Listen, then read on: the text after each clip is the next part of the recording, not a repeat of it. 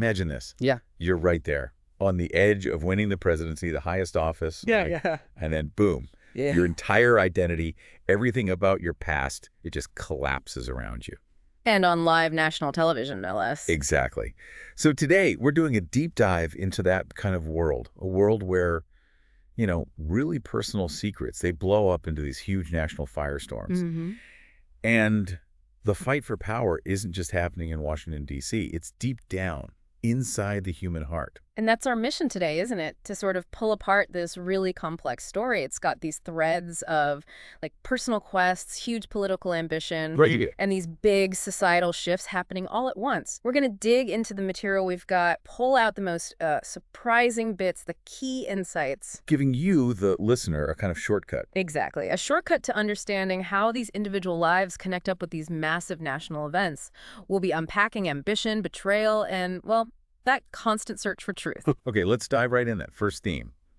This powerful need for identity. We see it so clearly with Quinn O'Connell. Yeah, the orphan's thirst. The source calls it the constant melancholy thirst of the orphan to find his birth parents. It's not just like, oh, I wonder who they were. It's about understanding the whole apparatus that forms us and rules us. Yeah. It's a heavy phrase. How did that shape him early on? Well, it's huge. I mean, his origins were working on him long before he even knew the details. He was in a convent until he was 3. Great. Then adopted by Dan and Siobhan O'Connell, ranching Republicans out in troublesome Colorado. It's quite a shift from a convent. Definitely. And his adoptive dad, Dan O'Connell, he's got this fascinating backstory himself. Decorated Marine from Flatbush, started out as a Tammany Hall Democrat. Oh, interesting. Like old school machine politics. Pretty much. Brooklyn background. But life changed him. Post-war, he's a cop, then a rancher. And that Brooklyn cop mentality, it softens. He actually comes around to appreciating things like the civil rights movement, environmental stuff, later in life. And getting Quinn wasn't straightforward for them either, was it? The source mentions their struggle with infertility. No, it wasn't easy. It mentions Dan and Saibhan's infertility, the pain of that. They tried for years. Dan even looked into fertility doctors after having the mumps, wondering if that caused sterility. It really shows how much they wanted a family. Yeah, it does. And then the story jumps forward dramatically. Quinn's half-brother, Ben Horowitz, searches for him for 50 years. 50, and finds him literally days before the 2008 presidential election. Talk about timing. Right. And there's this weird detail about Rocky Mountain time and how the networks were already sniffing around, aware something big might drop, even in what they considered a small market. Then this NYPD detective and criminology professor shows up, and the fuse is lit. So Quinn's deepest personal truth suddenly becomes this high-stakes political gamble. He actually thought being Alexander Horowitz, his birth name, might have made getting elected governor easier. Yeah, he apparently believed that. But then the flip side. If his birth parents were discovered publicly, it could unleash, and this is his fear, tragic events from the darkness where those who will hate me lay in wait. Chilling. That tension, personal truth versus public image, just runs through everything for him, doesn't it? Absolutely. His identity wasn't just his own, it was a potential weapon. Okay, so shifting gears a bit. From Quinn's very personal quest, let's look at Thornton Tomtree, a totally different path to power. Right. The genius inventor, but deeply isolated. That's it. A prodigious mind, but an isolated soul. His childhood sounds rough. Constant taunting. He escapes to this safe place in a corner of the junkyard. And builds Bulldog City. Yeah, this fantasy empire. And while he's there, he's figuring out advanced math and physics. Just incredible. But socially, pretty challenged. Couldn't raise his hand in class. Couldn't talk to a girl with that kind of brain power. Exactly. Shows how deep the isolation was. So how does someone like that function later? This is where Darnell Jefferson comes in. The friend. The bridge to the outside world. Pretty much. The source describes Darnell as preferring, shooting baskets, playboy, fishing, and pussy speak. Quite the contrast to Thornton. Definitely. But Darnell becomes an intricate part of Thornton's ability to function. And Darnell's dad saw Thornton's genius early, told Darnell to make himself indispensable to him. A symbiotic relationship, almost. You could say that. Darnell is the connector, but Thornton, his drive for power is just relentless, isn't it? Utterly ruthless. Building the T3 empire, using human greed, controlling information via this bulldog network. Yeah, everything's transactional. Relationships, culture, even his wife, Pucky. The source says he showed indifference towards her, disdained art unless it served the business. It's a cold picture, leveraging human weakness, controlling the flow of information. It's kind of a chilling look at how intellect without empathy can operate, maybe. Tom Tree builds this empire, manipulates greed, and the contrast with Darnell is stark.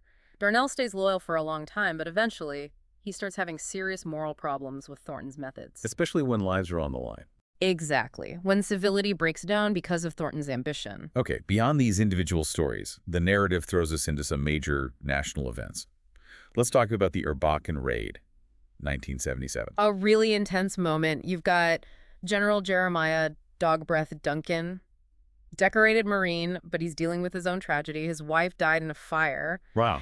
And the president tasks him with creating a rapid strike force. The Scarab. And Quinn O'Connell's involved here too, right? Deeply involved. He was a master tech sergeant, then a Marine gunner, key to developing the Scarab, making it work. So the mission itself, Right.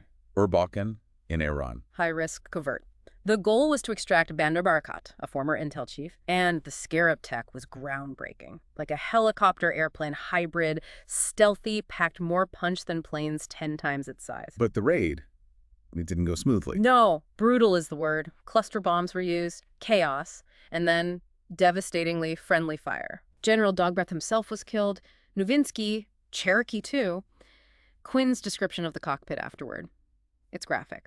Filled with brains dripping from the bulkheads and roof, someone's eye was pasted against a window and stared at me all the way back. God, that's visceral. Hard to even imagine. It really drives home the reality. And the political fallout was immediate. This conservative think tank, the Longacre Institute, pushes this narrative that it was just a training exercise gone wrong, a sham, the source calls it. Covering it up. Or spinning it.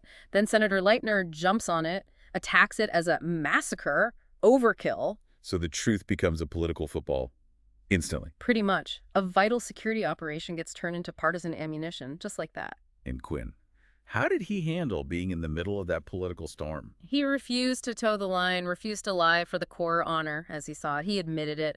Our people were killed by one of our cluster bombs. Wow, that took guts. But he also defended the mission's importance. Said proving we could retaliate against terrorism was crucial. And apparently, survivors from Erbakan were actually at the debate years later when this all came up again. Imagine the tension. Intense. Okay, another major battleground. Gun control in the U.S.? Yeah, a really divisive issue. The material highlights American, the big lobby group. Portraying gun owners as victims, using Doberman tactics. That's how it's described. Right. And it notes Bill Clinton was really the first president to actively push for gun control, which started shifting public opinion a decade earlier. Unthinkable, according to the source. So fast forward. Quinn O'Connell is governor of Colorado. And he takes up that cause, pushes for what he calls common sense gun control, sees it as a moral imperative. Which leads to a head-on collision with American. Right at their convention in Denver, 2003, their leader, King Porter, gives these really aggressive speeches. And this sets up that covert operation. Exactly, an operation to intercept smuggled VDC-44s, these illegal high-tech weapons, right at the convention. How'd they pull that off? Anonymous tips helped, plus expertise from Dr. Don Mock at the CBI. Colorado Bureau of Investigation. Right. Colonel Yancey Hawk of the State Troopers, Reb Butterworth from the National Guard. And a key tip-off came from an inmate, Coop Hooper. He fingered Chad Murtha's table and where the truck carrying the weapons was. So they intercepted the truck. Yeah, a dramatic takedown of the Jensen brothers' truck. But it wasn't clean. There were fatalities. Oh, man. Quinn's press conference after was defiant, declared it a state operation from beginning to end, and he called out King Porter directly. You rat! You entrapped us! Wow, he didn't back down an inch. Really took on a powerful lobby. A defining moment for him as governor, definitely. Showed he wasn't afraid of a fight, even with huge risks. Okay, so while all this political stuff is swirling, Quinn's personal life is just as complicated. Love, loss, betrayal, it's all in there. Yeah. Let's start with Rita Maldonado. Yeah, complex doesn't quite cover it. She apparently loved him unrequited since they were kids, had these literary dreams, but her writing workshop, the source calls it the ultimate con. A con? How so? Details are a bit sparse, but the implication is it wasn't what it seemed. And she kept this shrine to Quinn in her room, filled with his photos. Okay, that's intense. But the real blow for Quinn comes later. He finds out Rita had an affair with Carlos Martinez. Who was? His adoptive brother Pedro's son. So, like, family. Carlos admits it. I did this for me. My desire for her has always been unbalanced. Ouch. Betrayal on multiple levels. Quinn must have been devastated. Valley of deceit, valley of lies, he called it. Deeply hurt, yes. But what's remarkable, I think, is that eventually he finds it in himself to forgive her. He even still wants to have children with Rita. Really? After all that? It shows this deep commitment he has to family, to building a future, maybe trying to heal those wounds. Then there's Greer Little Crowder, his college girlfriend. Right, who also became his baseball coach, oddly enough, helped his batting average. She becomes this high-powered media exec in New York, queen of the world, as the source puts it. Their relationship after the breakup is complex, too. She supports him emotionally during the presidential run, even though their lives are totally different. And there was her past abortion, which adds another layer. And wasn't there a scene with his mother finding something? Oh, yeah. Memorable moment. Siobhan, Quinn's adoptive mom, finds Greer's adult toys in Quinn's apartment. Oh, my goodness. Talk about worlds colliding. Exactly. His traditional upbringing crashing into his modern adult life. And you see this theme of, like, unfulfilled connection elsewhere, too. Pucky Tomtree, Thornton's wife. Right. Vibrant, a force in the cultural life, Yeah. but stuck with Thornton's indifference. Totally. He couldn't plumb her husband's mind or excite him physically. It's a sad picture. She eventually has an affair. Darnell finds out. And Thornton's view of her was always transactional, wasn't it? Completely. Even intimacy for him was like working out a manufacturing glitch. Chilling, really. This reinforces his isolation, and hers. But amidst all this drama, you have Dan and Quinn O'Connell. Quinn's adoptive parents, their strong faith, their eventual acceptance of these difficult family secrets. Saipan even comes to terms with Greer's abortion, concluding her church made mistakes. That's quite a journey for her. It is, and through it all, their love for each other, Dan and Siobhan, seems like this constant anchor for Quinn. Which brings us finally to the absolute peak, the 2008 presidential election. And it kicks off with something truly horrific, the Four Corners Massacre. God, yes. Six-Shooter Canyon, Utah, 400 Boy Scouts and leaders attacked by this militia, the White Wolf Brigade. Led by Oswald Reck Hudson, just unimaginable horror. The whole nation is in shock, grieving. And Thornton Tomtree is president at this point. How does he handle it? Initially, he plays the sympathy card, appears Lincoln-esque, takes responsibility publicly. But it's also strategic. He holds back the investigation reports, claiming it's to prevent national pain. Controlling the narrative again. Seems like it. Meanwhile, Quinn's running in the Democratic primary, and he's surging unexpectedly. He's not seen as a one-trick politician. The people's candidate. Yeah. Transparent about funding. Yeah, and connecting with all sorts of groups, even making headway in the South. People saw him as authentic, no stranger at all. Then comes the big debate. New York Public Library. Tomtree versus O'Connell. The showdown. Tomtree goes right for the jugular, attacks Quinn on Urbachen, calls it a massacre, brings up the friendly fire, hits him on the gun control tactics, calls them illegal. A full frontal assault. How does Quinn counter? He stands his ground. He calls the Urbachen story a myth, points out survivors are right there in the audience, says the real facts were kept secret for national security because the mission worked. Doesn't back down. Not at all. He accuses Tomtree of twisting data. Raw data can be manipulated to suit any argument, and then he pivots to his bigger vision. Values human connection, the love between writer and reader, over just cold tech and data, talks about needing to tackle moral imperatives like racism. A powerful contrast. But then comes the real bombshell. The climax. Quinn decides, unbelievably, to announce his birth parents on national TV, reveals the adoption, reveals his half-brother, Ben Horowitz. What happens then? The fallout. Immediate, violent riots start breaking out. Birmingham, Chicago is simmering, the source says. Anti-Semitic attacks flare up, racial tensions explode. And Tomtree, what does the sitting president do? This is the chilling part. He does nothing. He deliberately doesn't activate Joy Streets, this secret plan they had to quell riots. Why not? He sees the chaos as leverage. He wants blood on the streets, thinking it'll force O'Connell out of the race. Darnell is horrified by this, morally shattered, and finally resigns from Tomtree's campaign. My God. Letting the country burn to win an election. It's described as a Kristallnacht moment. Tomtree's watching the riots on multiple screens, playing this deadly game of chicken with O'Connell. Just horrifying. But there were voices calling for calm. Yes.